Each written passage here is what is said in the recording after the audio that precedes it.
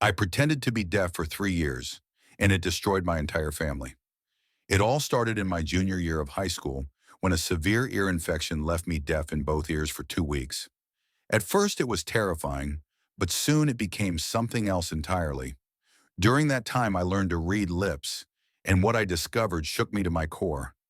People reveal their ugliest selves when they think you can't hear them. When my hearing eventually came back, I didn't tell anyone.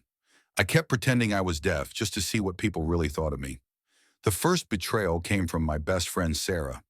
We were sitting side by side at lunch when she leaned toward Jessica and mouthed, "She's so pathetic."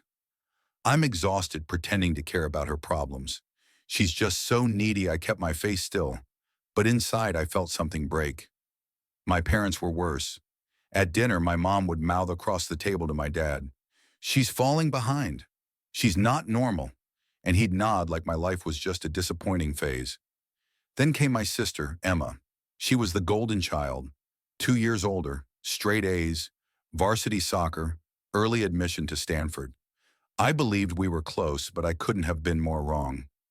One night I watched her and her boyfriend from the living room. He gestured toward me and asked, "Is she always this pathetic?" Emma laughed and said, "Pretty much."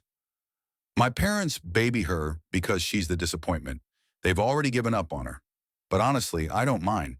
They expect nothing from her and everything from me. I kept my expression neutral, but in that moment, I vowed to remember everything. For 3 years, I gathered proof. I documented my parents betting with relatives on whether I'd graduate.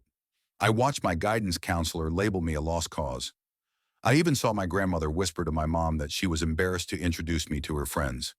Every insult, every cruel word, I memorized it. The final blow came at Emma's graduation party. The whole family gathered to celebrate her acceptance into medical school while I sat in the corner, playing the role of the broken sister. That's when I overheard my parents with my uncle. "We're relieved," my dad said. "At least one of our kids turned out normal. We can put all the college money toward Emma now. The deaf one will probably get disability benefits anyway." My mom nodded, agreeing. That was it. I stood up, walked into the center of the room, and clapped my hands as loud as I could. The room froze. "Can everyone hear that?" I asked. Emma's face turned white. "Because I can. I've heard everything, every cruel word, every whispered insult, every plan you've made for the last 3 years. My mom's jaw dropped. "What do you mean?" she asked. "I mean I've been able to hear perfectly since junior year. I just wanted to see who you really were when you thought I couldn't." I pulled out my phone and played a recording, my parents discussing how much money they'd save by not sending the defective one to college. Emma started to cry. "We didn't mean," she tried to say. "Yes, you did," I cut her off. I turned to my parents. "You raised me for 18 years and wrote me off the second you thought I wasn't perfect. Here's your gift back." I handed my mom the cheap bracelet they had grabbed for me last minute. "You'll need to save money now that you only have one daughter." And I walked out. I never went back. 5 years later, I'm finishing my master's degree in psychology. Emma dropped out of medical school after just 2 years. She couldn't handle the pressure without my parents carrying her. My family has tried to contact me, claiming it was all a misunderstanding, but I still have 3 years of recordings that prove otherwise.